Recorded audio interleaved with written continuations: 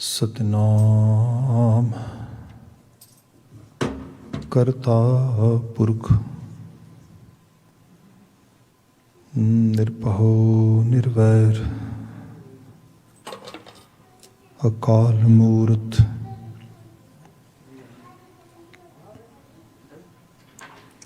अजूनी सैभं गुरु प्रसाद।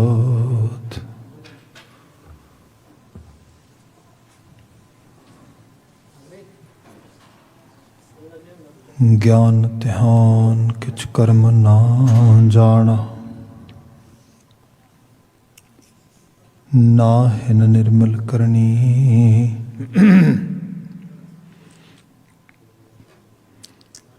साध संगत के अंचल लाओ, बिखम नदी जाए तरनी।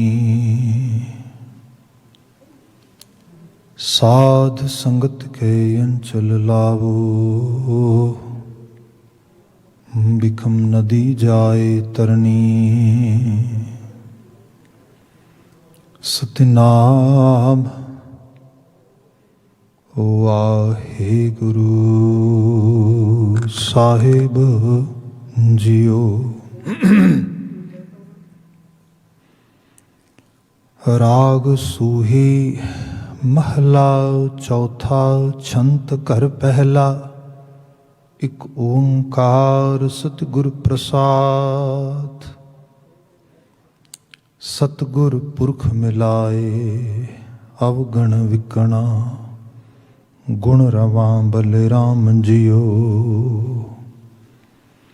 सतगुर पुरख मिलाए, अवगण विकणा।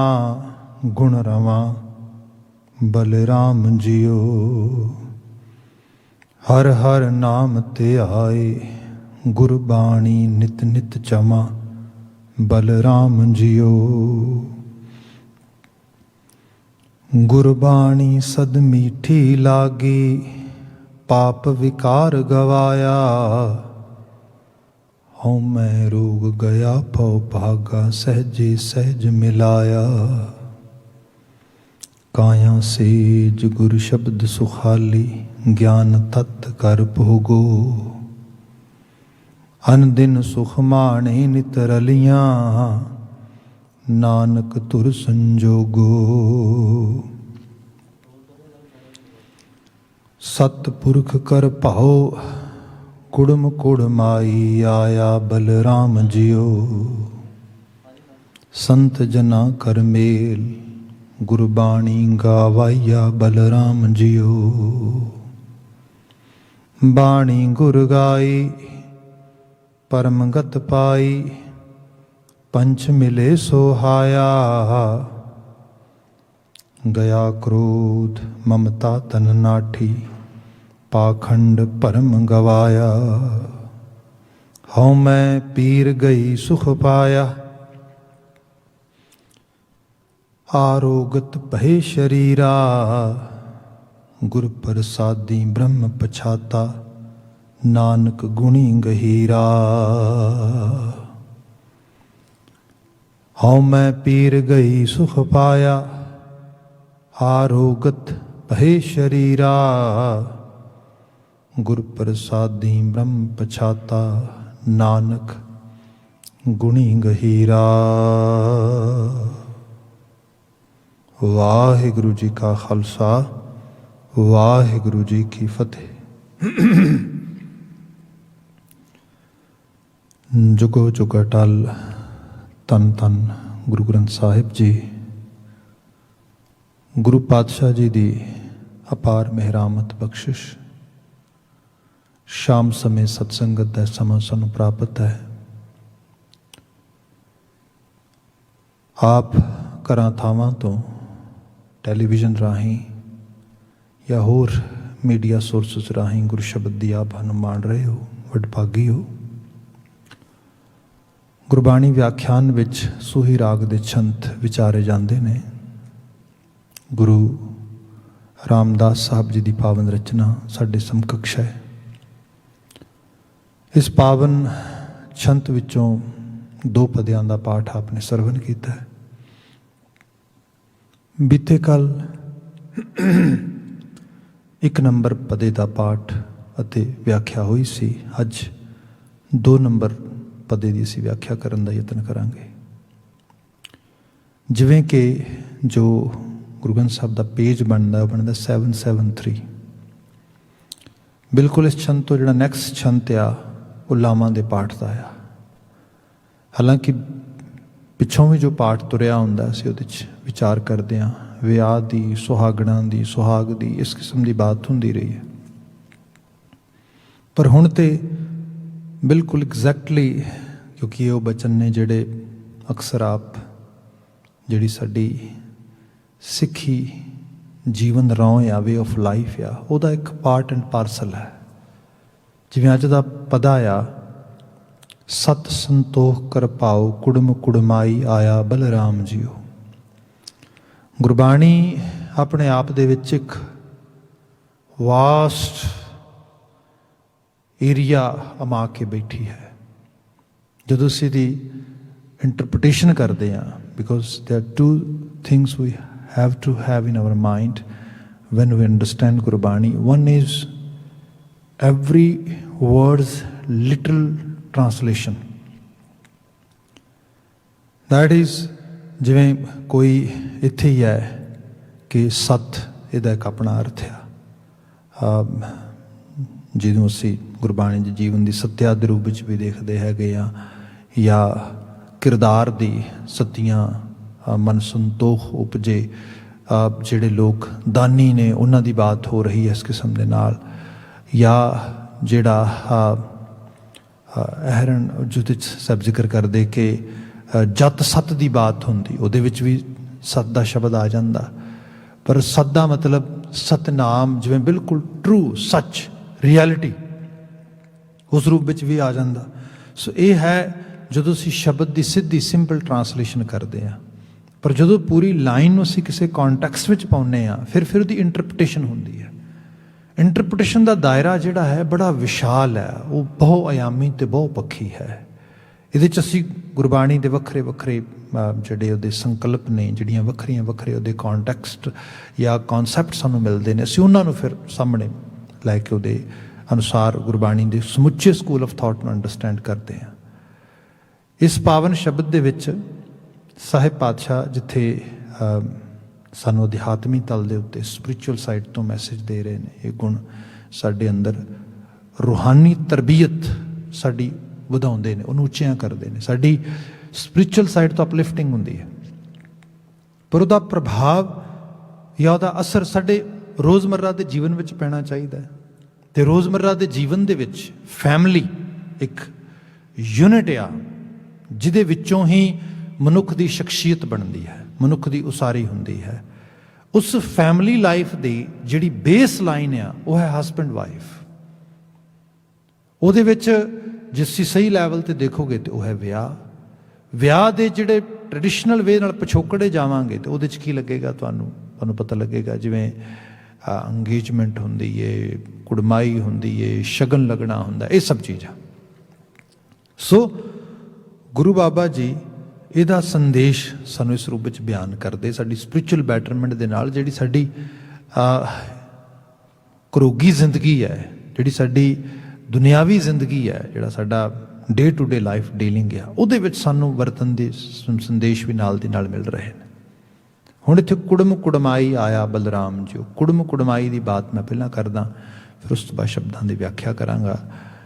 ਇਹਦੇ 'ਚ ਇਹ ਹੈ ਕਿ ਅੱਜ ਅਸੀਂ ਵੈਸਟਰਨ ਵਰਲਡ ਵਿੱਚ ਰਹਿ ਰਹੇ ਹਾਂ, ਅਮਰੀਕਨਾਈਜ਼ਡ ਵਰਲਡ ਦੇ ਵਿੱਚ, ਜਾਂ ਜਿਹੜੇ ਲੋਕ ਈਵਨ ਪੰਜਾਬ ਜਾਂ ਦੇ ਗਿਰਦੇ ਰਵਾਂ ਦੀ ਫਿਜ਼ਾ ਵਿੱਚ ਵੀ ਰਹਿੰਦੇ ਨੇ, ਜਿਹੜਾ ਉੱਥੇ ਵੀ ਸਮੁੱਚਾ ਰਹਿਣ ਸਹਿਣ ਦਾ ਕਲਚਰ ਆ ਉਹ ਵੱਡੇ ਲੈਵਲ 'ਤੇ ਤਬਦੀਲ ਹੋ ਗਿਆ ਹੈ, ਇਹਦੇ 'ਚ ਕੋਈ ਸ਼ੱਕ ਨਹੀਂ ਗਾ। ਉੱਥੇ ਵੀ ਜਿਹੜੀਆਂ ਸਮਾਜਿਕ ਪਰਿਵਾਰਕ ਜਿਹੜੇ ਵਰਤੋਂ ਵਿਹਾਰ ਸੀਗੇ, ਜਿਹੜੀਆਂ ਟ੍ਰੈਡੀਸ਼ਨ ਸੀਗੀਆਂ, ਜਿਹੜੀਆਂ ਰਵਾਇਤਾਂ ਸੀਗੀਆਂ, ਜਿਹੜੇ ਰੀਤੀ ਰਿਵਾਜ ਸੀਗੇ, ਉਹਨਾਂ 'ਚ ਇੱਕ ਵੱਡੇ ਲੈਵਲ 'ਤੇ ਤਬਦੀਲੀ ਆਈ ਉਹਨਾਂ ਦੇ ਵਰਤੋਂ ਵਿਹਾਰ ਦੇ ਵਿੱਚ। ਹੁਣ ਅਸੀਂ ਦੇਖਦੇ ਹਾਂ ਇੱਕ ਤਾਂ ਟ੍ਰੈਡੀਸ਼ਨਲ ਮੈਰਿਜ ਦਾ ਮਾਡਲ ਹੈਗਾ, ਜਿਹਦੇ ਵਿੱਚ ਮੈਂ ਬਹੁਤ ਸਰਲ ਲਫ਼ਜ਼ਾਂ 'ਚ ਪਾਵਾਂ ਤਾਂ ਇਸ ਤਰ੍ਹਾਂ ਹੁੰਦਾ ਆ ਕਿ ਇੱਕ ਬੱਚਾ ਇੱਕ ਪਰਿਵਾਰ ਦੇ ਵਿੱਚ ਪਲ ਰਿਹਾ ਹੈ, ਦੂਸਰੇ ਪਾਸੇ ਇੱਕ ਬੱਚੀ ਇੱਕ ਪਰਿਵਾਰ 'ਚ ਪਲ ਰਹੀ ਹੈ। ਉਸ ਪਰਿਵਾਰ ਦੇ ਵਿੱਚ ਕੁਝ ਰਿਸ਼ਤੇਦਾਰ, ਭੂਆ, ਮਾਸੀਆਂ, ਮਾਸੜ ਜਾਂ ਹੋਰ ਕੁਝ ਐਕਸਟੈਂਡਡ ਫੈਮਿਲੀ ਦੇ ਰਿਲੇਸ਼ਨਸ ਵਾਲੇ ਉਸ ਬੱਚੇ ਨੂੰ ਵੱਡੇ ਹੁੰਦੇ ਨੂੰ ਵੇਖਦੇ ਨੇ। ਦੂਸਰੇ ਪਾਸੇ ਆਪਣੇ ਹੀ ਕਿਸੇ ਵੱਡੇ ਫੈਮਿਲੀ ਸਰਕਲ ਦੇ 'ਚ, ਫਰੈਂਡ ਸਰਕਲ ਦੇ ਵਿੱਚ, ਕਿਸੇ ਕੌਂਟੈਕਟਸ ਦੇ ਵਿੱਚ ਇੱਕ ਹੋਰ ਬੱਚੀ ਨੂੰ ਵੱਡਿਆਂ ਹੁੰਦਿਆਂ ਦੇਖਦੇ ਨੇ। ਅਤੇ ਫਿਰ ਸੋਚਦੇ ਨੇ ਉਹ ਕਿ ਹਾਂ, ਇਹਨਾਂ ਦੋਨਾਂ ਪਰਿਵਾਰਾਂ ਦੇ ਚਾਹ, ਦੋਨਾਂ ਬੱਚਿਆਂ ਦਾ, ਇਹਨਾਂ ਦਾ ਵਿਆਹ ਇਹ ਜਿਹੜਾ ਹੈਗਾ ਆ, ਇਹ ਬੜਾ ਵਧੀਆ ਸੁਮੇਲ ਬੈਠਦਾ ਆ। ਸੋ ਰਿਸ਼ਤੇ ਦੀ ਦੱਸ ਪਾਉਂਦੇ, ਉੱਧਰੋਂ ਉਹਨਾਂ ਨੂੰ ਦੱਸ ਪਾਉਂਦੇ, ਵਿੱਚ ਪੈ ਕੇ ਉਹ ਰਿਸ਼ਤੇ ਨੂੰ ਨੇਪਰੇ ਚੜਾਉਂਦੇ। ਇਹ ਸੀਗਾ ਸਾਡਾ ਟ੍ਰੈਡੀਸ਼ਨਲ ਮਾਡਲ। ਇਹਦੇ ਵਿੱਚ ਵਕਤ ਪਾ ਕੇ ਕੁਝ ਪ੍ਰੋਫੈਸ਼ਨਲ ਲੋਕ ਵੀ ਆ ਗਏ, ਸਮਾਂ ਪਾ ਕੇ, ਜਿਨ੍ਹਾਂ ਨੂੰ ਅਸੀਂ, ਮਾਫੀ ਚਾਹਾਂਗਾ, ਜਾਤ ਸੂਚਕ ਵਰਡ ਨਹੀਂ ਹੁੰਦਾ, ਬਟ ਕਈ ਵਾਰ ਜਿਨ੍ਹਾਂ ਨੂੰ ਅਸੀਂ ਇੱਕ ਬਰਾਦਰੀ ਦੇ ਰੂਪ ਵਿੱਚ ਦੇਖਦੇ ਹਾਂ, ਜਿਨ੍ਹਾਂ ਦਾ ਕੰਮ ਰਿਸ਼ਤੇ ਕਰਾਉਣਾ, ਉਸ ਸਭ ਨੂੰ ਕਾਰਗਰ ਵੇਦ ਨਾਲ ਲੈ ਕੇ ਆਉਣਾ ਹੈਗਾ। ਸੋ ਉਹ ਲੋਕ ਜਿਹੜੇ ਨੇ ਉਹ ਦੋਨਾਂ ਧਿਰਾਂ ਦੇ ਵਿੱਚ ਇਨਵੋਲਵ ਹੋ ਜਾਂਦੇ ਅਤੇ ਇਸ ਕਿਸਮ ਦੇ ਨਾਲ ਰਿਸ਼ਤਾ ਨੇਪਰੇ ਚੜ੍ਹਦਾ। ਵਕਤ ਤਬਦੀਲ ਹੋਇਆ, ਇਕਨੋਮਿਕਲੀ ਲੋਕਾਂ ਦੇ ਰਿਸੋਰਸਿਸ ਘਟੇ, ਸੋਸ਼ਲੀ ਉਹਦਾ ਪ੍ਰਭਾਵ ਸੁਸਾਇਟੀ 'ਤੇ ਪੈਣਾ ਸੀਗਾ, ਬਾਜ਼ਾਰ ਵੱਡੇ ਲੈਵਲ 'ਤੇ ਇਨਵੋਲਵ ਹੁੰਦਾ ਗਿਆ। ਹੁਣ ਜਿਵੇਂ ਜਿਵੇਂ ਬਾਜ਼ਾਰ ਵੱਡਾ ਹੁੰਦਾ ਗਿਆ, ਉਹਦੇ ਅੰਦਰ ਜੋ ਸਾਡਾ ਟ੍ਰੈਡੀਸ਼ਨਲ ਕਿਰਤਕਾਰ ਕਰਨ ਦਾ ਤਰੀਕਾ ਸੀਗਾ ਉਹ ਬਦਲਿਆ।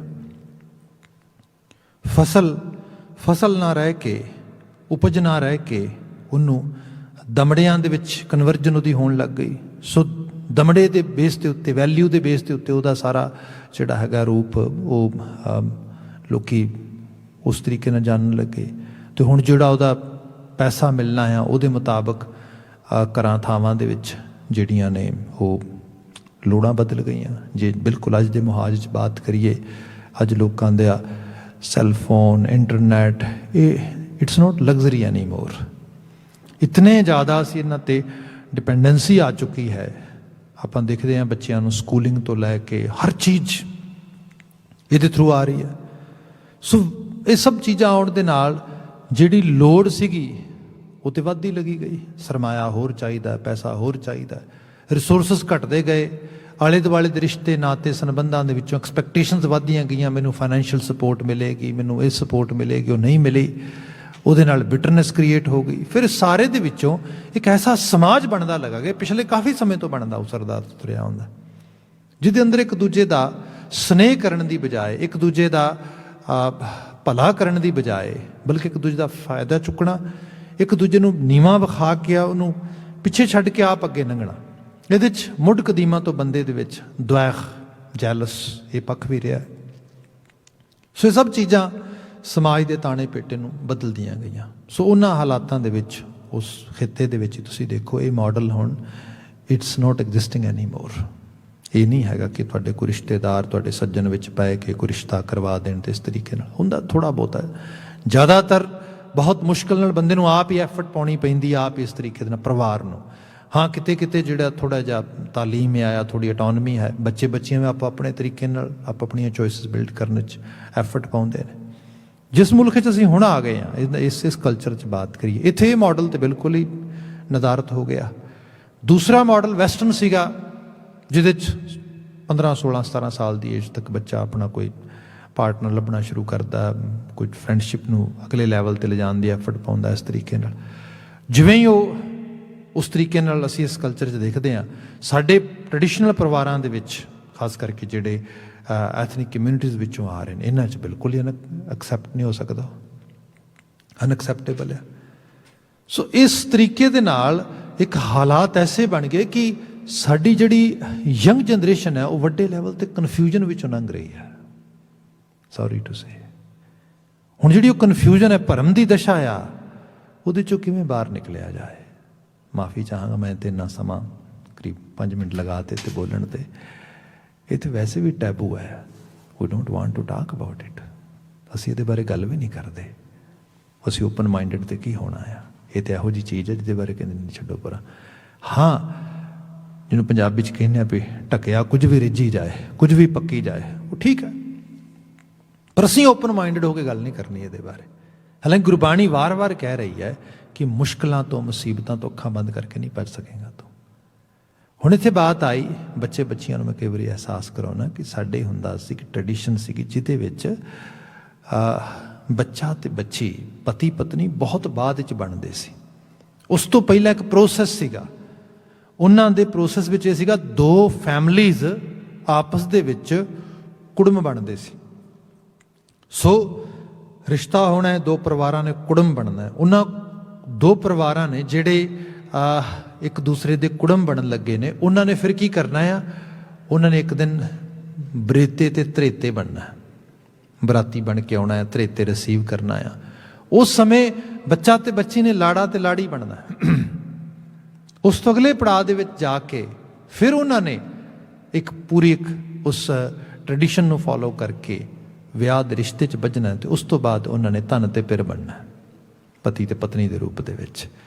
ਸੋ ਇਹ ਹੈ ਨਾਰ ਤੇ ਕੰਤ ਬਣਨ ਦੇ ਵਿੱਚ ਇੱਕ ਇਸ ਸਿਸਟਮ ਸੀਗਾ, ਜਿੱਥੇ ਕਈ ਵਾਰੀ ਬੱਚੇ ਸੋਚਦੇ ਕਿ just we will go with our own choices, family ਨੂੰ ਬਹੁਤਾ ਤਰਜੀਹ ਨਹੀਂ ਦਿੰਦੇ। ਤੇ ਨੋ ਡਾਊਟ ਜਦੋਂ ਕਿਤੇ ਲੋੜ ਪੈਂਦੀ ਹੈ, ਜਦੋਂ ਕਿਤੇ ਇਹਦੀ ਲਾਵਾਂ ਦੇ ਪਾਠ 'ਚ ਆਪਾਂ ਡਿਟੇਲ 'ਚ ਬਾਤ ਪਾਵਾਂਗੇ, ਉਦੋਂ ਕੀ ਹੁੰਦਾ ਆ, ਉਦੋਂ ਸਪੋਰਟ ਨਹੀਂ ਹੁੰਦੇ। ਉਦੋਂ ਉੱਥੇ ਫਿਰ ਕਿਸੇ ਤਰੀਕੇ ਦੇ ਨਾਲ ਵੀ ਇਹੋ ਜਿਹੀ ਜੋ ਮਦਦ ਉਹਨੂੰ ਚਾਹੀਦੀ ਉਹ ਨਹੀਂ ਮਿਲ ਪਾਉਂਦੀ। ਫਿਰ ਰੋਜ਼ਮर्रा ਦੇ ਜੀਵਨ ਦੇ ਵਿੱਚ ਜਿਹੜੀ ਪਰਿਵਾਰਾਂ ਦੇ ਵਿੱਚ ਸ਼ਮੂਲੀਅਤ ਆ, ਉਹ ਭਾਵੇਂ ਕਿਸੇ ਤਿਉਹਾਰ ਨੂੰ ਮਨਾਉਣ ਵਿੱਚ ਆ, ਦਿਨ ਦਿਹਾੜ ਨੂੰ ਮਨਾਉਣ ਵਿੱਚ ਆ, ਇੱਕ ਦੂਜੇ ਦੇ ਨਾਲ ਗ੍ਰੀਟਿੰਗਸ ਸ਼ੇਅਰ ਕਰਨ ਦੇ ਵਿੱਚ ਆ, ਵਿਸ਼ੇਸ ਸ਼ੇਅਰ ਕਰਨ ਦੇ ਵਿੱਚ ਆ, ਹੋਰ ਬਹੁਤ ਸਾਰੀਆਂ ਸਭ ਚੀਜ਼ਾਂ, ਫੂਡ ਸ਼ੇਅਰਿੰਗ ਤੋਂ ਲੈ ਕੇ ਹਰ ਚੀਜ਼ ਉੱਚ ਇਨਵੋਲਵ ਆ, ਉਹ ਫਿਰ ਉਹਦੀ ਲੈਕਿੰਗ ਹੁੰਦੀ ਜਾਂਦੀ ਆ। ਕਿਉਂਕਿ ਇਹ ਜਿਹੜੇ ਫੈਸਟੀਵਲਸ ਜਾਂ ਕੁਝ ਖਾਸ ਦਿਨ ਤਿਉਹਾਰ ਸਭ ਚੀਜ਼ਾਂ ਆਉਂਦੀਆਂ ਨੇ, ਇਹ ਕੀ ਕਰਦੀਆਂ ਨੇ, ਜਿੱਥੇ ਥੋੜ੍ਹੇ ਬਹੁਤੇ ਮਾੜੇ ਮੋਟੇ ਕਰੈਕ ਵੀ ਆਉਂਦੇ ਨੇ ਕਿਤੇ ਬੋਲ ਚਾਲ ਵਿੱਚ, ਰਹਿਣ ਸਹਿਣ ਦੇ ਵਿੱਚ, ਉਹਨਾਂ ਨੂੰ ਇਹ ਫਿਲ ਕਰੀ ਜਾਂਦੇ ਨੇ, ਭਰੀ ਜਾਂਦੇ ਨੇ। ਸੋ ਇੱਕ ਨੈਕਸਟ ਲੈਵਲ 'ਤੇ ਫਿਰ ਜਿਹੜਾ ਹੈਗਾ ਜੀਵਨ ਦੇ ਵਿੱਚ, ਕਿਉਂਕਿ ਜੇ ਤੁਸੀਂ ਉਹਨੂੰ ਮੇਨਟੇਨ ਨਹੀਂ ਕਰਦੇ, ਜੇ ਉਹਨੂੰ ਰਿਪੇਅਰ ਨਹੀਂ ਕਰਦੇ, ਫਿਰ ਚੀਜ਼ਾਂ ਤੇ ਟੁੱਟ ਜਾਂਦੀਆਂ ਨੇ। ਸੋ ਇਹ ਸਾਰੇ ਦੇ 'ਚ ਇਸ ਚੀਜ਼ ਨੂੰ ਦੇਖਿਆ ਜਾਏ, ਗੁਰੂ ਬਾਬਾ ਜੀ ਨੇ ਜਿਹੜਾ ਸ਼ਬਦ ਲਿਖਿਆ ਹੈ ਕੁੜਮ ਕੁੜਮਾਈ, ਉਸ ਕੁੜਮਾਈ ਉਸ ਟ੍ਰੈਡੀਸ਼ਨ ਦੀ ਬਾਤ ਕੀਤੀ ਹੈ ਜਿਹਦੇ ਵਿੱਚ ਦੋ ਜੀ ਰਲ ਕੇ ਇੱਕ ਰਾਹ 'ਤੇ ਤੁਰਨ ਲੱਗੇ ਨੇ, ਪਰ ਉਹਨਾਂ ਨੂੰ ਤੋਰਨ ਵਾਲੇ ਪਰਿਵਾਰ ਕੁੜਮਾਈ ਕਰਨ ਲੱਗੇ ਨੇ ਉਹਨਾਂ ਦੋ ਜਣਿਆਂ ਦੀ। ਸੋ ਉਹਦੇ 'ਚ ਬਾਤ ਹੋ ਰਹੀ ਹੈ। ਇਹਦੇ ਅੰਦਰ ਗੁਰੂ ਸਾਹਿਬ ਨੇ ਸਿੱਧਾ ਹਿਊਮੈਨਿਟੀ ਦੇ ਵਰਚੂਸ ਦੀ ਗੱਲ ਕੀਤੀ ਹੈ। ਤੇ ਸਾਹਿਬ ਬਾਬਾ ਜੀ ਬਾਤ ਕਰਦੇ ਨੇ, ਸਤ ਸੰਤੋਖ ਕਰ ਪਾਓ ਕੁੜਮ ਕੁੜਮਾਈ ਆਇਆ ਬਲਰਾਮ ਜੀ। ਸਤ ਸੰਤੋਖ ਕਰ ਪਾਓ। ਮੈਂ ਬੱਚੇ ਬੱਚੀਆਂ ਨਾਲ ਅਕਸਰ ਬਾਤ ਪਾਉਣਾ ਤਾਂ ਉਹਨਾਂ ਨੂੰ ਅਹਿਸਾਸ ਕਰਾਉਣਾ ਇਸ ਗੱਲ ਦਾ ਕਿ ਜਿਹੜੇ ਰਿਲੇਸ਼ਨਸ਼ਿਪ ਦੀ ਬੇਸ ਲਾਈਨ ਹੈ, ਜਿਵੇਂ ਕੋਈ ਤੁਸੀਂ ਬਿਲਡਿੰਗ ਖੜੀ ਕਰ ਰਹੇ ਹੋ, ਬਿਲਡਿੰਗ ਵਾਸਤੇ ਤੁਸੀਂ ਕੋਈ ਫਾਊਂਡੇਸ਼ਨ ਬਣਾਉਂਦੇ ਹੋ, ਜਿਹੜੀ ਫਾਊਂਡੇਸ਼ਨ ਪ੍ਰੋਪਰ ਹੋਏਗੀ ਡੈਫੀਨੇਟਲੀ ਉਹ ਬਿਲਡਿੰਗ ਲੌਂਗ ਲਾਸਟ ਹੋਏਗੀ, ਉਸ ਬਿਲਡਿੰਗ ਨੂੰ ਇਸ਼ੂਜ਼ ਨਹੀਂ ਆਉਣਗੇ। ਜਿਹਦੀ ਫਾਊਂਡੇਸ਼ਨ ਹੀ ਠੀਕ ਨਹੀਂ, ਉਹ ਬਿਲਡਿੰਗ ਕਿਵੇਂ ਲੌਂਗ ਲਾਸਟ ਕਰੇਗੀ। ਇੱਥੇ ਗੁਰੂ ਬਾਬਾ ਜੀ ਕਹਿੰਦੇ, ਜਿਨ੍ਹਾਂ ਪਰਿਵਾਰਾਂ ਨੇ ਇਸ ਰਾਹ 'ਤੇ ਤੁਰਨਾ ਆ, ਸਤ ਸੰਤੋਖ ਕਰ ਪਾਓ। ਤਿੰਨ ਵੱਡੇ ਗੁਣਾਂ ਦੀ ਗੱਲ ਕੀਤੀ ਗਈ। ਤੁਸੀਂ ਕਿਤੇ ਟ੍ਰੈਡੀਸ਼ਨਲ ਕੁੜਮਾਈਆਂ ਦੇਖੀਆਂ ਹੁਣ ਪੰਜਾਬ ਜਾਂ ਪੰਜਾਬੀ ਕਲਚਰ ਦੇ ਵਿੱਚ, ਉਹਨਾਂ ਵਿੱਚ ਅਕਸਰ ਕੀ ਹੁੰਦਾ ਕਿ ਜਦੋਂ ਕੁੜਮਾਈ ਲੱਗਦੀ ਤੇ ਕਿਸੇ ਪਰਿਵਾਰ ਦੇ ਵਿੱਚ, ਤੇ ਉਹ ਕਹਿੰਦੇ ਵੀ ਫਲਾਂ ਘਰ ਦੇ ਵਿੱਚ ਫਲਾਂ ਕੁੜਮਾਈ ਲੱਗ ਰਹੀ ਹੈ, ਤੇ ਸਾਰੇ ਪਿੰਡ 'ਚ ਚਰਚਾ ਹੁੰਦੀ, ਅੱਛਾ ਕੁੜਮਾਈ ਲੱਗ ਰਹੀ ਹੈ। ਕੁੜਮਾਈ ਦੇ ਵਿੱਚ ਮੋਸਟਲੀ ਤਿੰਨ ਚੀਜ਼ਾਂ ਹੁੰਦੀਆਂ।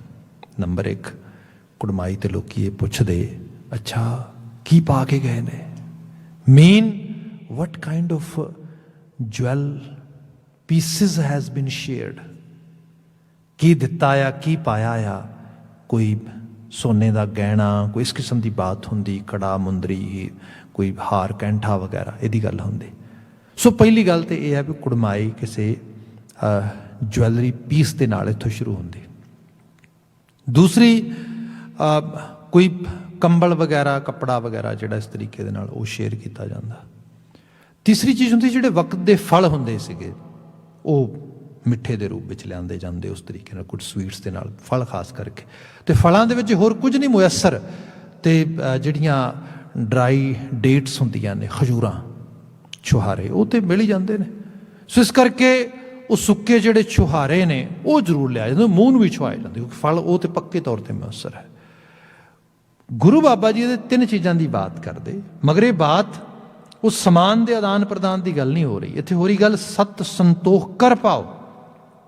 ਜਿਨ੍ਹਾਂ 2 ਇੰਡੀਵਿਜੂਅਲਸ ਨੇ ਜਾਂ 2 ਫੈਮਲੀਜ਼ ਨੇ ਇੱਕ ਰਿਸ਼ਤੇ ਨੂੰ ਬਿਲਡ ਕਰਨਾ, ਉਹਦੀ ਫਾਊਂਡੇਸ਼ਨ ਵਿੱਚ ਸੱਤ। ਕਦੀ ਵੀ ਰਿਸ਼ਤਾ ਕਿਸੇ ਝੂਠ ਦੀ ਬੁਨਿਆਦ ਤੇ ਨਹੀਂ ਖੜਾ ਹੁੰਦਾ। ਬੰਦਾ ਇੱਕ ਦਿਨ ਝੂਠ ਬੋਲ ਲੇਗਾ, ਕਿਸੇ ਤੋਂ ਕੋਈ ਕੰਮ ਕਢਾਉਣ ਵਾਸਤੇ, ਕੁਝ ਕਰਨ ਵਾਸਤੇ ਨਿਕਲ ਜਾਏਗਾ।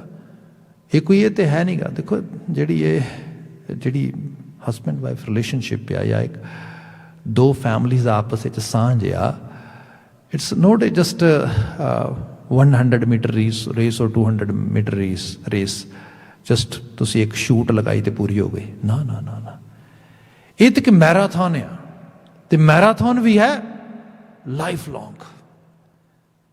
ਤੁਸੀਂ ਜਿਵੇਂ ਪਹਿਲਾ ਕਦਮ ਪੁੱਟਿਆ, ਅਖੀਰ ਤੱਕ ਉਹ ਕਦਮ ਪੁੱਟਣਾ ਤੁਸੀਂ। ਇਸ ਕਰਕੇ ਅਹਿਸਾਸ ਰਹੇ ਝੂਠ ਨਹੀਂ, ਬਿਲਕੁਲ ਸੱਚ ਦੇ ਉੱਤੇ ਸ਼ੀਸ਼ੇ ਦੀ ਤਰ੍ਹਾਂ। ਇਹ ਪਹਿਲਾ ਪੜਾਅ ਆ। ਮਾਫੀ ਮੰਗਾਂਗਾ ਮੈਂ, ਅਸੀਂ ਧਾਰਮਿਕ ਲੋਕ ਹਾਂ, ਜੇ ਅਸੀਂ ਕਲੇਮ ਕਰਦੇ ਹਾਂ, ਬਾਣੀ ਪੜ੍ਹਦੇ ਹਾਂ, ਗੁਰਦੁਆਰੇ ਆਉਂਦੇ ਹਾਂ, ਸਿੱਖ ਹਾਂ, ਘਰਾਂ ਦੇ 'ਚ ਕਲੇਸ਼ ਕਿਉਂ ਹੈ? ਡੈਫੀਨੇਟਲੀ ਰਿਸ਼ਤਿਆਂ ਦੀ ਸ਼ੁਰੂਆਤ ਵਿੱਚ ਕਿਤੇ ਬਿਟਰਨੈਸ ਹੈ। ਉਮਰਾਂ ਲੰਘ ਜਾਂਦੀਆਂ ਕਈ ਵਾਰ, ਲੋਕੀ ਦੱਸਦੇ, ਮੈਂ ਤਾਂ ਖੁਦ ਕਾਉਂਸਲਿੰਗ ਕਰਦਾ, ਭਾਈ ਸਾਹਿਬ ਕੋਈ ਕਮੀ ਨਹੀਂ ਹੈ, ਘਰ ਵੀ ਹੈ, ਫ੍ਰੀ ਹੈ ਘਰ, ਜੌਬਸ ਨੇ ਚੰਗੀਆਂ, ਬੱਚੇ ਚੰਗੇ ਨੇ, ਸਾਰਾ ਕੁਝ, but we cannot get along. We don't have any kind of good environment. Whole environment is full with stress, bitterness and some kind of you can say quarreling all the time. Why? ਝੂਠ ਹੈ ਕੁਝ, ਕਿਤੇ ਨਾ ਕਿਤੇ ਐਸਾ ਆਇਆ ਜਿਹੜਾ ਛੁਪਾਇਆ ਗਿਆ, ਜਿਹੜਾ ਬਾਅਦ ਦੇ ਵਿੱਚ ਹੌਲੀ ਹੌਲੀ ਜੋ ਹਿਡਨ ਸੀਗਾ ਉਹ ਸਾਹਮਣੇ ਆਉਣਾ ਸ਼ੁਰੂ ਹੋ ਗਿਆ, ਬਿਟਰਨੈਸ ਕ੍ਰੀਏਟ ਹੋਈ। ਸੋ ਪਹਿਲੀ ਬਾਤ ਤੇ ਇਹ ਹੈ, ਜਿਹੜਾ ਰਿਸ਼ਤਾ ਖੜਾ ਹੋਣਾ ਉਹ ਸੱਤ ਤੇ, ਰਿਐਲਿਟੀ ਤੇ ਖੜਾ ਹੋਏ। ਉਸ ਵਕਤ ਲੱਗੇਗਾ ਵੀ ਜੇ ਮੈਂ ਸੱਤ ਬੋਲਿਆ ਸ਼ਾਇਦ ਹੋ ਸਕਦਾ ਰਿਸ਼ਤਾ, ਪਰ ਉਹਦੇ ਲਈ ਹੋ ਸਕਦਾ ਬੈਨੀਫੀਸ਼ੀਅਲ ਹੋਏ, ਉਹ ਜ਼ਿਆਦਾ ਭਲੇ ਦਾ ਹੋਏਗਾ। ਮੁੜ ਕੇ ਇਹਨਾਂ ਮੁਲਕਾਂ ਦੇ ਵਿੱਚ ਅਸੀਂ ਦੇਖਦੇ ਹਾਂ ਡਾਈਵੋਰਸ ਰੇਟ ਕਿੰਨਾ ਹਾਈ ਹੈ।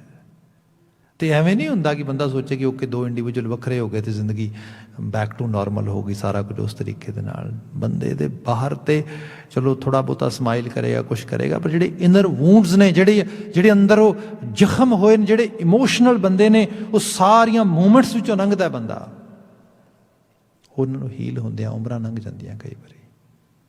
ਤੇ ਇਹ ਵੀ ਸੱਚਾਈ ਹੈ। ਸਾਡੇ ਤੇ ਫਿਰ ਕਲਚਰਲ ਸਾਈਡ ਤੋਂ ਇਹ ਵੀ ਅਲਾਮਤ ਹੈ ਕਿ ਵੈਸਟਰਨ ਵਰਲਡ 'ਚ ਆ ਗਏ, ਕੱਪੜੇ ਸਾਨੂੰ ਸਾਰੇ ਵੈਸਟ ਬ੍ਰਾਂਡਡ ਚਾਹੀਦੇ ਨੇ, ਖਾਣਾ ਵੀ ਉਹੋ ਜਿਹਾ ਚਾਹੀਦਾ, ਰਹਿਣ ਸਹਿਣ ਵੀ ਉਹੋ ਜਿਹਾ ਚਾਹੀਦਾ, ਪਰ ਕਿਤੇ ਨਾ ਕਿਤੇ ਸੋਚ ਦੇ ਵਿੱਚ ਉਹ ਐਥਨਿਕ ਸੋਚ ਨਾਲ ਲਈ ਫਿਰਦੇ ਆ, ਨਾ ਪੂਰੀ ਤਰ੍ਹਾਂ ਉਹਨੂੰ ਜੀ ਪਾਉਂਦੇ ਆ, ਨਾ ਇਹਨੂੰ। ਤਾਂ ਅਜੀਬ ਤਰ੍ਹਾਂ ਦੀ ਹਾਲਤ ਹੈ। ਮੈਂ ਦੇਖਦਾ 2 ਜੀ ਵੱਖਰੇ ਤੁਰ ਪਏ ਆਪੋ ਆਪਣੇ ਰਾਹ ਦੇ ਉੱਤੇ।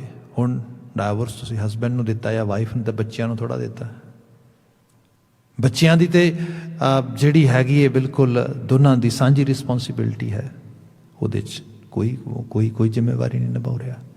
ਇੱਥੇ ਲੀਗਲ ਸਿਸਟਮ ਹੈ ਥੋੜ੍ਹਾ ਉਹਦੇ ਕਰਕੇ, ਅਦਰਵਾਈਜ਼ ਇਮੋਸ਼ਨਲੀ ਕੋਈ ਇਨਵੈਸਟਮੈਂਟ ਨਹੀਂ ਕਰਦੇ, ਕੋਈ ਸਾਂਝਾ ਨਹੀਂ ਹੈਗੀਆਂ। ਪਰ ਲੌਂਗ ਰਨ ਦੇ ਵਿੱਚ ਐਸੀ ਹਾਲਤ ਬਣਦੀ ਹੈ, ਸਫਰਿੰਗ ਹੁੰਦੀ ਹੈ ਆਪਣੀ ਵੀ, ਬੱਚਿਆਂ ਦੀ। ਸੋ ਕਾਹਦੇ ਲਈ? ਸੱਤ ਰਿਐਲਿਟੀ ਤੇ ਖੜੇ ਹੋਵੋ। ਇਹ ਥੋੜ੍ਹਾ ਤੁਸੀਂ ਇੱਕ ਸ਼ੂਟ ਲਗਾਈ ਤੇ ਰੇਸ ਪੂਰੀ ਹੋ ਗਈ ਤੇ ਡਨ, ਕੋਈ ਗੱਲ ਨਹੀਂ, ਝੂਠ ਸੱਚ ਬੋਲ ਕੇ ਕੰਮ ਚੱਲ ਗਿਆ ਕਰੀ। No way, it's a life long relationship.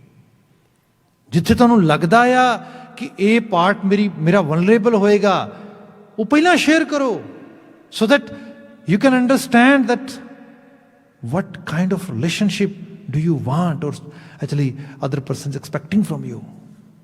ਉਹ ਇਸ ਚੀਜ਼ ਦੇ ਸੱਤ ਹੈ। ਦੂਸਰਾ ਹੈ ਸੰਤੋਖ।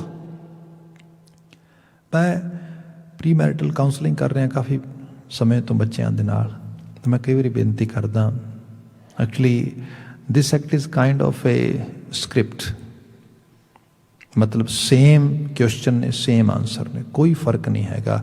ਭਾਵੇਂ ਜਿੰਨੇ ਮਰਜ਼ੀ ਅੱਗੋਂ ਤੁਸੀਂ ਬੱਚੀਆਂ ਬਦਲ ਜਾਣ, ਤੁਸੀਂ ਚੇਅਰਸ 'ਤੇ ਬੈਠਦੇ ਹੋ, ਇਸ ਵਾਸਤੇ ਆਲਮੋਸਟ ਸੇਮ ਕੁਐਸਚਨ ਦੇ ਸੇਮ ਆਨਸਰ ਮਿਲਦੇ ਆ ਮੈਨੂੰ। ਜਿਵੇਂ ਸਪੋਜ਼ ਕਰੋ, if 2 people are getting married, my first question would be, okay, so why do you want to get married? That is my first question. ਵਿਆਹ ਹੀ ਕਿਉਂ ਕਰਾਉਣਾ ਚਾਹੁੰਦੇ ਹੋ?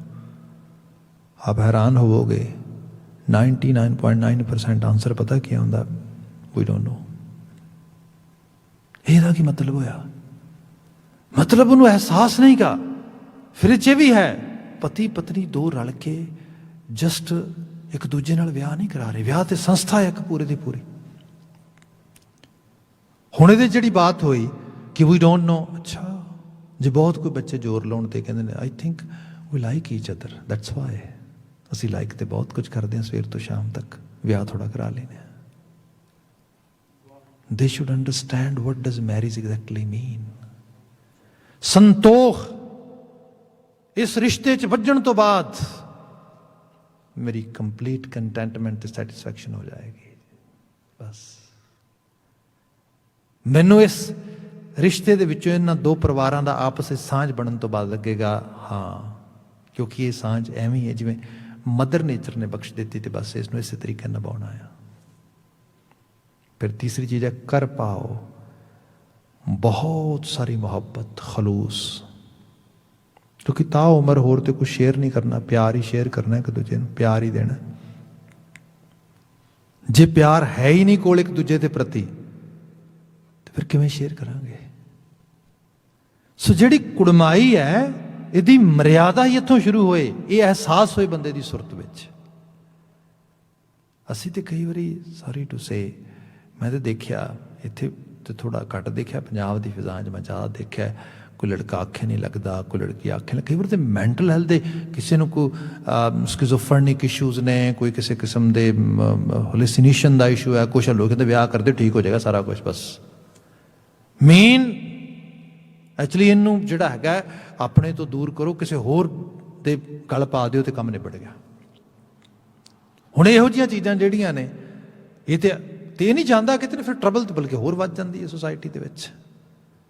ਸਭ ਕਹਿੰਦੇ ਜਿਨ੍ਹਾਂ ਨੇ ਕੁੜਮ ਬਣਨਾ ਹੈ, ਜਿਨ੍ਹਾਂ ਨੇ ਕੁੜਮਾਈ ਨੂੰ ਹੋਂਦ ਵਿੱਚ ਲੈ ਕੇ ਆਉਣਾ, ਉਹਨਾਂ ਦੀ ਡਿਊਟੀ ਬਣਦੀ ਹੈ ਆਹ ਚੀਜ਼ ਹੈ, ਜੇ ਹੈ ਫਿਰ ਪਾਈ ਜਾਓ ਇਹਦੇ ਨਾਲ, ਫਿਰ ਜਾਓ। ਇਹ ਨਹੀਂ ਗੁਰੂ ਬਾਬਾ ਜੀ ਨੇ ਕੁੜਮਾਈਆਂ ਨਾ ਕੀਤੀਆਂ ਤੇ ਵਿਆਹ ਨਹੀਂ ਕੀਤੇ, ਸਭ ਕੀਤੇ। ਗੁਰੂ ਰਾਮਦਾਸ ਸਾਹਿਬ ਦਾ ਵਿਆਹ ਗੁਰੂ ਅਮਰਦਾਸ ਸਾਹਿਬ ਨੇ ਕੀਤਾ। ਘਰ ਦੇ ਵਿੱਚ ਬੀਬੀ ਭਾਨੀ ਆਪਣੀ ਬੱਚੀ ਨੂੰ ਗੁਰੂ ਰਾਮਦਾਸ ਸਾਹਿਬ ਨਾਲ ਮੈਰਿਜ ਕਰਵਾਈ, ਜੋ ਕਿ ਸੇਵਾਦਾਰ ਦੇ ਰੂਪ ਵਿੱਚ ਘਰ ਕੰਮ ਕਰਦੇ ਸੀ। ਸਮਾਜ ਵਿੱਚ ਪਰਿਵਾਰਾਂ ਦੇ ਬਾਬਤ ਕਿਸ ਕਿਸਮ ਦੀਆਂ ਗੱਲਾਂ ਅਸੀਂ ਪੰਜਾਬੀ ਸਮਾਜ ਵਾਲੇ ਕਰਦੇ ਹਾਂ। ਗੁਰੂ ਬਾਬਾ ਜੀ ਨੇ ਕੈਸੀ, ਤੇ ਫਿਰ ਇਹ ਵੀ ਹੈ ਕੁੜਮਾਚਾਰੀ ਦੇ ਵਿੱਚ ਸਾਡੇ ਸਮਾਜਾਂ 'ਚ ਇਹ ਹੁੰਦਾ ਬੱਚੇ ਬੱਚੀਆਂ ਬਿਨਾਂ ਸ਼ੱਕ ਥੋੜ੍ਹਾ ਬਹੁਤਾ ਕੋਈ ਗੱਲ ਨਹੀਂ, ਜਿਹੜਾ ਆ ਥੋੜ੍ਹਾ ਬਹੁਤਾ ਸੰਤਾਪ ਵੀ ਹੰਢਾ ਲੈਣ ਬੱਚੇ ਜਾਂ ਬੱਚੀਆਂ, ਪਰ ਰਿਸ਼ਤੇਦਾਰ ਸਾਡੇ ਬਰਾਬਰ ਦੇ ਹੋਣੇ ਚਾਹੀਦੇ ਨੇ, ਕਿਉਂਕਿ ਇਹਦੇ ਬਿਨਾਂ ਤਾਂ ਨੱਕ ਨਹੀਂ ਰਹਿ ਹੁੰਦੀ। ਮਾਤਾ ਰਾਮ ਕੌਰ ਜੀ ਗੁਰੂ ਅਮਰਦਾਸ ਸਾਹਿਬ ਜੀ ਦੇ ਘਰੋਂ ਉਹ ਇਹੀ ਕਹਿ ਰਹੇ ਸੀਗੇ ਕਿ ਜੇ ਕਿਤੇ ਜੇਠੇ ਵਰਗਾ ਕੋਈ ਵਰ ਲੱਭ ਜੇ ਨਾ ਤੇ ਫਿਰ ਆ। ਗੁਰੂ ਅਮਰਦਾਸ ਸਾਹਿਬ ਨੇ ਦੁਹਰਾ ਕੇ ਪੁੱਛਿਆ, ਜੇਠੇ ਵਰਗਾ ਲੱਭਣ ਜਾਵਾਂਗੇ, ਜੇਠਾ ਕਿਉਂ ਨਹੀਂ? ਤੇ ਜਵਾਬ ਇਹ ਮਿਲਿਆ, ਫਿਰ ਜਿਹੜੀ ਬਾਤ ਟ੍ਰੈਡੀਸ਼ਨ ਜਿਹੜੀ ਉਸ ਸਮਾਜ ਦਾ ਹਿੱਸਾ ਆ, ਨਹੀਂ ਫਿਰ ਸਾਡੇ ਬਰਾਬਰ ਦਾ ਪਰਿਵਾਰ ਨਹੀਂ ਨਾ, ਫਿਰ ਖਾਨਦਾਨ ਦਾ ਨਹੀਂ ਪਤਾ, ਫਿਰ ਇਹਨਾਂ ਚੀਜ਼ਾਂ ਬਾਰੇ ਨਹੀਂ ਪਤਾ। ਗੁਰੂ ਸਾਹਿਬ ਕਹਿੰਦੇ ਹੋ ਕੁੜਮ ਬਣਨ ਵਾਲਿਓ, ਉਹ ਕੁੜਮਾਈਆਂ ਨੂੰ ਤਰਜੀਹ ਦੇਣ ਵਾਲਿਓ, ਇਸ ਚੀਜ਼ ਨੂੰ ਧਿਆਨ 'ਚ ਰੱਖਿਆ ਜੇ। ਇਹ ਤੇ ਬਾਤ ਕੀਤੀ ਮੈਂ ਕਰੋਗੀ ਸੰਸਾਰੀ, ਇਹ ਬਾਤ ਗੁਰੂ ਸਾਹਿਬ ਸਾਨੂੰ ਸਮਝਾ ਰਹੇ। ਸਪਿਰਿਚੁਅਲ ਜਿਹੜੇ ਉਸ ਵੇ ਆਫ ਲਾਈਫ ਨੂੰ ਅਡਾਪਟ ਕਰਨਾ ਚਾਹੁੰਦੇ ਨੇ, people who wants to start their journey toward their spiritual destiny, Baba ji ਕਹਿੰਦੇ ਇਹ ਚੀਜ਼ ਤਾਂ ਪੋਸੀਬਲ ਹੋਏਗੀ ਜੇ ਅੰਦਰੋਂ ਕੁਝ ਸਾਫ਼ ਗੋਈ ਦੇ ਨਾਲ ਆਹ ਗੁਣ ਤੁਹਾਡੇ ਅੰਦਰ ਹੋਣਗੇ। ਤੇ ਜੇ ਕੋਲ ਸੱਤ ਦਾ ਪਤਾ ਆ, ਜੇ ਪਤਾ ਆ ਸੰਤੋਖ ਕੀ ਹੁੰਦਾ, ਜੇ ਪਤਾ ਹੈ ਕਰ ਪਾਓ ਖਲੂਸ ਮੁਹੱਬਤ ਕੀ ਹੁੰਦੀ ਹੈ, ਭਾਈ ਉਹਦੇ ਵਿੱਚੋਂ ਅਗਲੀਆਂ ਚੀਜ਼ਾਂ ਨਿਕਲਣਗੀਆਂ ਨਾ, ਅਦਰਵਾਈਜ਼ ਤੇ ਨਹੀਂ ਬਾਤ ਬਣੇਗੀ। ਇਹ ਖਿਆਲ ਰੱਖੀਏ ਇਸ ਰੂਪ ਦੇ ਵਿੱਚ। ਸੋ ਸਤ ਸੰਤੋਖ ਕਰ ਪਾਓ, ਕੁੜਮ ਕੁੜਮਾਈ ਆਇਆ ਬਲਰਾਮ ਜੀਓ, ਸੰਤ ਜਨਾ ਕਰਮੇਲ ਗੁਰਬਾਣੀ ਗਾਵਾਈਆ ਬਲਰਾਮ ਜੀਓ। ਸੰਤ ਜਨਾ ਕਰਮੇਲ, ਚੰਗੇਰਿਆਂ ਦੀ ਸੰਗਤ ਜੋ ਗੁਰਬਾਣੀ ਗਾਵਾਈਆ, ਜਿਹੜੀ ਗੁਰਬਾਣੀ ਗਾਣ ਦੇ ਵਿੱਚ ਮਦਦ ਕਰੇ। ਦੇਖੋ, ਜਿਹੋ ਜੀ ਸੁਹਬਤ ਸੰਗਤ ਬੈਠੋਗੇ ਉਹਦਾ ਅਸਰ ਅਸਰਾਰ ਸੁਰਤ ਤੇ ਮਨ ਤੇ ਖਿਆਲਾਂ ਤੇ ਡਾਢਾ ਪੈ ਜਾਏਗਾ। ਮੈਂ ਸਮਝਦਾ ਹਾਂ ਜੋ ਕੁਝ ਇੰਡੀਆ ਵਿੱਚ ਵਾਪਰਿਆ ਬੀਤੇ ਕੱਲ੍ਹ ਸਭ ਸਰੂਪ ਦੇ ਵਿੱਚ ਆਪ ਵੱਡੇ ਹਿੱਸੇ ਨੂੰ ਉਹ ਬਹੁਤਾ ਖੁਸ਼ਗਵਾਰ ਨਹੀਂ ਲੱਗਾ। ਇਹ ਬਹੁਤ ਕੁਝ ਸਾਨੂੰ ਸੋਚਣ ਵਾਸਤੇ, ਬੜਾ ਕੁਝ ਸਮਝਣ ਵਾਸਤੇ, ਸਿਖਾਉਣ ਵਾਸਤੇ ਵੀ ਹੈ। ਮੈਂ ਵੀ ਬੇਨਤੀ ਕਰਾਂਗਾ ਸਾਡੇ ਘਰਾਂ ਥਾਵਾਂ ਦੇ ਵਿੱਚ, ਖਾਸ ਕਰਕੇ ਯੰਗ ਬੱਚੇ ਬੱਚੀਆਂ, ਗੁਰਬਾਣੀ ਗਾਵਾਈਆ, ਗੁਰਬਾਣੀ ਦਾ ਗਾਇਨ, ਗੁਰਬਾਣੀ ਦੀ ਸਮਝ। ਬੀਇੰਗ ਗੁਰਮਤ ਦੇ ਸਕੂਲ ਦਾ ਵਿਦਿਆਰਥੀ ਹੋਣ ਦੇ ਨਾਤੇ ਜਾਂ ਪ੍ਰਚਾਰਕ ਹੋਣ ਦੇ ਨਾਤੇ ਮੈਨੂੰ ਇਹ ਲੱਗ ਰਿਹਾ ਹੈ ਸਾਡਾ ਸਿੱਖੀ ਦਾ, ਪੰਥ ਪ੍ਰਸਤਗੀ ਦਾ ਜਿਹੜਾ ਪ੍ਰਚਾਰ ਆ ਉਹਦੇ 'ਚ ਕੋਈ ਖੜੋਤਾ ਹੈ। Sorry to say, it might be my own view, but I'm saying here ਅਸੀਂ ਧਰਮ ਦੇ ਮਾਇਨੇ ਨਹੀਂ ਸਮਝ ਪਾ ਰਹੇ। ਜਿਸ ਗੁਰਬਾਣੀ ਦੇ ਵਿੱਚ ਅਸਤ ਸੰਤੋਖ ਕਰ ਪਾਓ, ਇਹਦੀ ਬਾਤ ਅਸੀਂ ਕਰ ਰਹੇ ਹਾਂ। ਜਿਸ ਗੁਰਬਾਣੀ ਦੇ ਵਿੱਚ ਪੈਰ ਪੈਰ ਤੇ ਅਕਲ ਦੀ ਗੱਲ ਕੀਤੀ ਗਈ ਹੈ, ਅਕਲੀ ਸਾਹਿਬ ਸੇਵੀ, ਅਕਲੀ ਪਾਈਐ ਮਾਣ। ਧਰਤੀ ਤੇ ਮਾਣ ਬੇਅਕਲੇ ਲੋਕਾਂ ਨੂੰ ਨਹੀਂ ਮਿਲਦਾ। ਸੌਰੀ ਟੂ ਸੇ, ਹੁੱਲੜਬਾਜ਼ ਧਰਤੀ ਤੇ ਕਦੀ ਵੀ ਕਿਸੇ ਵੱਡੇ ਅਹੁਦੇਦਾਰੀ ਤੇ ਨਹੀਂ ਪਹੁੰਚਦੇ। ਅਕਲਾਂ ਨੂੰ ਸਲਾਮ ਆ। ਅਹਿਸਾਸ ਰੱਖੀਏ ਤੇ ਫਿਰ ਇੱਕ ਹੋਰ ਚੀਜ਼ ਚੇਤੇ ਰੱਖੀਏ। ਗੁਰੂ ਸਾਹਿਬ ਨੇ ਬਚਨ ਕਿਹਾ, ਮਹਾਰਾਜ ਕਹਿੰਦੇ, ਮਨ ਰੇ ਕੌਣ ਕੁਮਤ ਤੈ ਲੀਨੀ। ਮਤਲਬ ਇਹ ਮਨੁੱਖ ਧਾਰਨ ਕਰਦਾ ਹੈ ਮਤ, ਕੁਮਤ, ਸੁਮਤ। ਜੇ ਬੰਦੇ ਨੂੰ ਅਹਿਸਾਸ ਹੀ ਨਹੀਂ ਕਿ ਮੈਂ ਕਿਸ ਮਤ ਦਾ ਧਾਰਨੀ ਹੋ ਰਿਹਾ, ਤੇ ਮਤ ਸਾਡੀ ਉਹੀ ਹੁੰਦੀ ਹੈ ਜਿਹੜਾ ਸਾਡਾ ਆਲਾ ਦੁਆਲਾ ਆ, ਜਿੱਥੇ ਸਾਨੂੰ ਇਸ ਕਿਸਮ ਦੀ ਸੋਚ ਰਿਫਲੈਕਟ ਕਰਾਈ ਜਾਂਦੀ ਹੈ। ਦੇਖੋ, ਵਾਰੀਅਰਸ ਦੀ ਗੱਲ ਹੁੰਦੀ ਹੈ, ਸੂਰਮਿਆਂ ਦੀ ਗੱਲ ਹੁੰਦੀ ਹੈ। ਜਿੰਨੀ ਦੇਰ ਤੱਕ ਅਸੀਂ ਗੁਰਬਾਣੀ ਗਾਵਾਈਆ ਨਹੀਂ ਨਾ ਜਾਂਦੇ, ਸਾਨੂੰ ਕੋਈ ਅਹਿਸਾਸ ਨਹੀਂ ਹੋਣਾ, ਕੋਈ ਅਹਿਸਾਸ ਨਹੀਂ ਹੋਣਾ। ਜੀਵਨ ਦੇ ਲਮੇਰੇ ਸਫ਼ਰ ਨੇ, ਗੁਰੂ ਨੇ ਨਵਾਜਿਆ ਤੁਹਾਨੂੰ, ਸਾਨੂੰ ਸਾਰਿਆਂ ਨੂੰ, ਪਰ ਅਕਲਾਂ ਤੋਂ ਬਾਝੋਂ ਖੂਹ ਖਾਲੀ। ਜੇ ਅਸੀਂ ਅੱਜ ਦੀ ਦੁਨੀਆ ਦੇ ਵਿੱਚ ਵੀ ਰਹਿੰਦੇ ਹੋਏ ਚੀਜ਼ ਨਾ ਅਹਿਸਾਸ ਸਕੇ, ਜਿਹੜੀ ਬੁਰਛਾਗਰਦੀ ਹੈ, ਜਿਹੜੀ ਹੁੱਲੜਬਾਜ਼ੀ ਹੈ, ਇਹਨੂੰ ਧਰਤੀ ਦੇ ਵਿੱਚ ਤਿਰਸਕਾਰ ਤੋਂ ਬਿਨਾਂ ਕਦੀ ਕੁਝ ਨਹੀਂ ਮਿਲਿਆ, ਕਦੀ ਕੁਝ ਨਹੀਂ ਮਿਲਿਆ। ਜ਼ਾਬਤਾ, ਜਿਹਨੂੰ ਅਸੀਂ ਅਨੁਸ਼ਾਸਨ ਕਹਿੰਦੇ ਹਾਂ, ਡਿਸਿਪਲਨ। ਤੁਸੀਂ ਦੇਖੋ, ਸਾਡੇ ਪੰਜਾਂ ਪਿਆਰਿਆਂ ਦੇ ਨਾਵਾਂ ਨੂੰ ਪੜ੍ਹੋ, ਗੁਰਬਾਣੀ ਗਾਵਾਈਆ, ਇਹ ਹੈ ਗਾਉਣਾ, ਇਹ ਹੈ ਅਹਿਸਾਸਨਾ। ਇਹਦੇ 'ਚ ਪਹਿਲੀ ਦਇਆ, ਕੰਪੈਸ਼ਨ। ਕੰਪੈਸ਼ਨ ਕੀ ਹੁੰਦਾ? ਵੀ ਬਿਨਾਂ ਸ਼ੱਕ ਮੇਰਾ ਕੁਝ ਬਣੇ ਨਾ ਬਣੇ, ਮੇਰਾ ਕੁਝ ਨੁਕਸਾਨ ਹੋ ਜਾਏ, ਪਰ ਕਿਸੇ ਦਾ ਨੁਕਸਾਨ ਮੇਰੇ ਕਰਕੇ ਨਾ ਹੋਏ। No I can not tolerate it. ਦੂਜੇ ਦੇ ਦਰਦ ਨੂੰ ਆਪਣਾ ਦਰਦ ਸਮਝਿਆ ਜਾਏ, ਦੂਜੇ ਦੀ ਵੇਦਨ ਨੂੰ ਆਪਣੀ ਵੇਦਨ ਸਮਝੀ ਜਾਏ। ਇਹ ਬੇਸ ਲਾਈਨ ਆ, ਦਇਆ ਆ, ਫਿਰ ਧਰਮ ਆ, ਡਿਸਿਪਲਨ ਆ, ਰਿਸਪੌਂਸਿਬਿਲਿਟੀ ਹੈ ਕਿਸੇ ਚੀਜ਼ ਦੀ। ਹਿੰਮਤ, ਕਰੇਜ ਫਿਰ ਆਉਂਦੀ ਹੈ। ਤੇ ਕੱਲੀ ਕਰੇਜ ਨਾਲ ਕੰਮ ਨਹੀਂ ਬਣਦਾ, ਜਿੰਨੀ ਦੇਰ ਤੱਕ ਮੁਹਕਮਤਾਈ, ਵੱਡਾ ਡਿਸਿਪਲਨ ਨਹੀਂ ਕੋਈ ਕੋਲ ਤੇ, ਵੱਡੇ ਜ਼ਾਬਤੇ ਨੂੰ ਅਸੀਂ ਅਡਾਪਟ ਨਹੀਂ ਕਰਦੇ ਥੇ। ਇਹ ਸੰਗਤ ਹੈ। ਜਦੋਂ ਅਸੀਂ ਸੰਗਤ ਕਰਦੇ ਹਾਂ, ਸੰਗਤ ਹੈ ਗੁਰਬਾਣੀ। ਸਪੋਜ਼ ਕਰੋ ਆਪਾਂ ਪਾਠ ਹੀ ਕਰਦੇ ਹਾਂ, ਪਾਠ ਸਾਨੂੰ ਸਹਿਨਸ਼ੀਲਤਾ ਸਿਖਾਉਂਦਾ, ਸਹਿਣ ਕਰਨਾ। ਸਹਿਣ ਇਸ ਰੂਪ ਵਿੱਚ ਕਰਨਾ ਕਿ ਅਸੀਂ ਬਾਣੀ 'ਚ ਪੜ੍ਹੀਏ, ਭਗਤ ਫਰੀਦ ਜੀ ਸਾਡੇ ਪੰਜਾਬ ਦੀ ਫਿਜ਼ਾਂ ਦੇ 'ਚ ਪਹਿਲੇ ਬਾਣੀਕਾਰ ਨੇ। ਫਰੀਦਾ ਜੋ ਤੈਂ ਮਾਰਨ ਮੁਖੀਆਂ ਤਿਨਾ ਨਾ ਮਾਰੇ ਘੁੰਮ, ਆਪਨੜੇ ਕਰ ਜਾਈਐ ਪੈਰ ਤਿਨਾਂ ਦੇ ਚੁੰਮ। ਫਰੀਦਾ ਬੁਰੇ ਦਾ ਭਲਾ ਕਰ, ਗੁੱਸਾ ਮਨ ਨਾ ਹੰਡਾਏ, ਦੇਹੀ ਰੋਗ ਨਾ ਲੱਗੇ ਪੱਲੇ ਸਭ ਕਿਛ ਪਾਏ। ਇਹ ਜਿਹੜੀ ਚੀਜ਼ ਆ, ਇਹ ਬੇਸ ਲਾਈਨ ਆ, ਸੰਗਤ ਨਾਲ ਆਏਗੀ। ਬੱਚੇ ਬੱਚੀਆਂ ਦੀ ਸੰਗਤ ਤੇ ਖਿਆਲ ਕਰੋ, ਜਿੱਧਰੋਂ ਉਹ ਇਨਫਲੂਐਂਸ ਲੈ ਰਹੇ ਨੇ ਉਹ ਐਸਾ ਹੋਏ ਜਿਹਦੇ ਚ ਆ ਵਰਚੂਜ਼ ਹੋਣ, ਆ ਕੁਆਲਿਟੀਜ਼ ਹੋਣ, ਖੂਬੀਆਂ ਹੋਣ। ਸਾਹਿਬ ਮਹਾਰਾਜ ਨੇ ਬਾਤ ਕੀਤੀ, ਸੰਤ ਜਨਾ ਮਿਲ ਸੰਤ ਜਨਾ ਕਰ ਮੇਲ। ਇਹੋ ਜਿਹੇ ਸੰਤ ਪੁਰਖਾਂ ਦਾ ਮੇਲ ਹੋਏ। ਗੁਰਬਾਣੀ ਗਾਵਾਈਆ ਬਲਰਾਮ ਜੀਓ, ਬਾਣੀ ਗੁਰ ਗਾਈ ਪਰਮਗਤ ਪਾਈ, ਪੰਚ ਮਿਲੇ ਸੁਹਾਇਆ। ਫਿਰ ਪੰਚ ਮਿਲੇ, ਪੰਚ ਮਿਲੇ ਅੱਖਾਂ ਕੰਨ ਮੂੰਹ ਨੱਕ, ਇਹ ਮਿਲ ਕੇ ਚੰਗੇ ਪਾਸੇ ਤੁਰਦੇ ਨੇ। ਕਿਉਂਕਿ ਜਦੋਂ ਕਿਤੇ ਇਹੋ ਜਿਹਾ ਮਾਹੌਲ ਬਣਦਾ, ਅੱਖਾਂ ਨੇ ਕੁਛ ਵੇਖਿਆ ਬੜਾ ਕ੍ਰੇਜ਼ੀ ਹੈ, ਬੜਾ, ਉਦੋਂ ਤਾਂ ਲੱਗਦਾ ਕਿ ਯਾ that is very actually crazy, it seems it's looks good. ਉਹਦੇ ਕੌਨਸੀਕੁਐਂਸਿਸ ਦਾ ਪਤਾ ਹੀ ਨਹੀਂ ਹੁੰਦਾ ਡੀਪ ਰੂਟਡ ਕੀ ਹੋਣਗੇ। ਫਿਰ ਹੱਥ ਜਿਹੜੇ ਪਾਸੇ ਨਹੀਂ ਜਾਣੇ ਉੱਧਰ ਤੁਰ ਜਾਂਦੇ ਨੇ, ਅੱਖਾਂ ਜਿੱਧਰ ਨਹੀਂ ਜਾਣਾ ਚਾਹੁੰਦੀਆਂ, ਉਹ ਨਹੀਂ ਜਾਣਾ ਚਾਹੀਦਾ ਉੱਧਰ ਤੁਰ ਪੈਂਦੀਆਂ ਨੇ। ਪੰਚਾਂ ਦਾ ਸੁਮੇਲ ਕੋਈ ਨਹੀਂ ਗਾ। ਸਮਾਧੀ ਤਾਂ ਹੀ ਐਵੇਂ ਲਾਈ ਦੀ ਹੈ, ਇਸ ਤਰੀਕੇ ਨਾਲ ਪਾਠ ਕਰਦੇ ਤਾਂ ਹੀ ਹੱਥਾਂ 'ਚ ਪੋਥੀ ਫੜੀ ਦੀ, ਇਸ ਤਰੀਕੇ ਨਾਲ ਅੱਖਾਂ ਲਗਾਈ ਦੀਆਂ। ਇਸ ਆਪਣੇ ਆਪ ਦੇ ਉੱਤੇ ਸੈਲਫ ਕੰਟਰੋਲ ਦੀ ਗੱਲ ਹੋ ਰਹੀ ਹੈ ਇਹਦੇ 'ਚ। ਗੁਰੂ ਬਾਬਾ ਜੀ ਨੇ ਇੱਥੇ ਬਾਤ ਕੀਤੀ, ਜਿਹੜੇ ਲੋਕ ਵਾਪਸ ਸ਼ਬਦ ਤੇ ਬਿਲਕੁਲ ਆ ਜਾਈਏ, ਉਸ ਅਧਿਆਤਮੀ ਦੁਨੀਆ ਦੇ ਵਿੱਚ ਇਸ ਪੰਚਾਂ ਦੇ ਸੁਮੇਲ ਦੇ ਨਾਲ ਜੀਵਨ ਨੂੰ ਚੜ੍ਹਦੀ ਕਲਾ 'ਚ ਵੇਖਣਾ ਚਾਹੁੰਦੇ ਨੇ, ਤੇ ਫਿਰ ਵਿਆਹ ਰਿਸ਼ਤੇ ਕੁੜਮਾਈ ਹਰ ਜਗ੍ਹਾ ਤੇ ਸੁੱਖ ਮਾਨਣਾ ਚਾਹੁੰਦੇ ਨੇ, ਉਹਨਾਂ ਵਾਸਤੇ ਹੈ, ਉਹਨਾਂ ਦੀ ਪਰਮਗਤ ਹੋ ਸਕਦੀ ਹੈ ਬਾਣੀ ਗੁਰਗਾਈ। ਪਰਮਗਤ ਪਾਈ ਪੰਚ ਮਿਲੇ ਸੁਹਾਇਆ, ਗਿਆ ਕ੍ਰੋਧ ਮਮਤਾ ਤਨ ਨਾਠੀ। ਕ੍ਰੋਧ ਸਰਵਨਾਸ਼ੀ ਹੈ।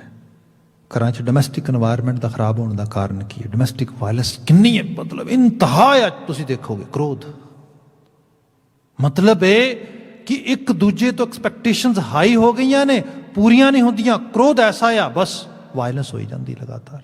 ਕਿਆ ਗਿਆ ਕ੍ਰੋਧ ਇਹ ਚਲਾ ਗਿਆ। ਮਮਤਾ ਤਨਾਠੀ, ਮਮਤਾ ਤਨਾਠੀ ਦਾ ਮਤਲਬ ਹੈ ਕਿ ਸਿਰਫ ਆਪਣੇ ਹੀ ਮੋਹ ਦੇ ਵਿੱਚ ਮਰੇ ਰਹਿਣਾ, ਆਪਣੀ ਹੀ ਲਾਲਸਾ ਦੀ ਪੂਰਤੀ ਵਾਸਤੇ ਹਰ ਵਕਤ ਰਹਿਣਾ ਉਸ ਰੂਪ ਦੇ ਵਿੱਚ।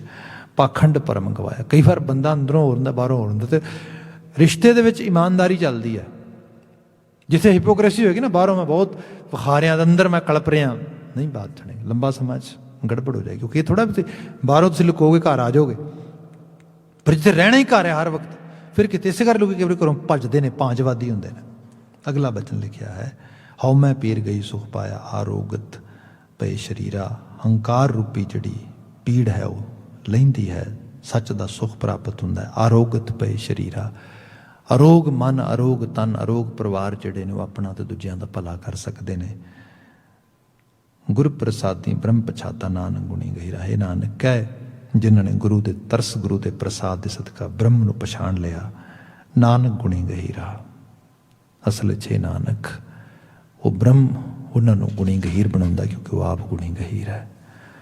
ਸਾਹਿਬ ਰਹਿਮਤ ਕਰਨ, ਇਹਨਾਂ ਬਚਨਾਂ 'ਚੋਂ ਚੰਗੇਰੀ ਪ੍ਰੇਰਣਾ ਮਿਲੇ, ਸਮੁੱਚੀ ਕਾਇਨਾਤ ਦਾ ਭਲਾ ਹੋਏ। Being A Sikh member of Sikh community, ਸਾਨੂੰ ਮਾਲਕ ਤੌਫੀਕੀਅਤ ਦੇਵੇ, ਸੋਝੀ ਦੇਵੇ। ਜਿੰਨੇ ਵੱਡੇ ਖਜ਼ਾਨੇ ਨੂੰ ਅਸੀਂ ਲੈ ਕੇ ਬੈਠੇ, ਇਸ ਖਜ਼ਾਨੇ ਦਾ ਕੁਝ ਹਿੱਸਾ ਸਾਡੇ ਜੀਵਨ ਦੇ ਵਰਤੋਂ ਵਿਹਾਰ ਜਾਵੇ। ਇਹਦੇ ਲਈ ਅਰਦਾਸ ਅੱਜ ਇੰਨੀਆਂ ਕੁ ਬੇਨਤੀਆਂ ਨਾਲ ਖਿਮਾ ਕਹਿ ਦੇਣਾ ਜੀ। ਵਾਹਿਗੁਰੂ ਜੀ ਕਾ ਖਾਲਸਾ, ਵਾਹਿਗੁਰੂ ਜੀ ਕੀ ਫਤਿਹ।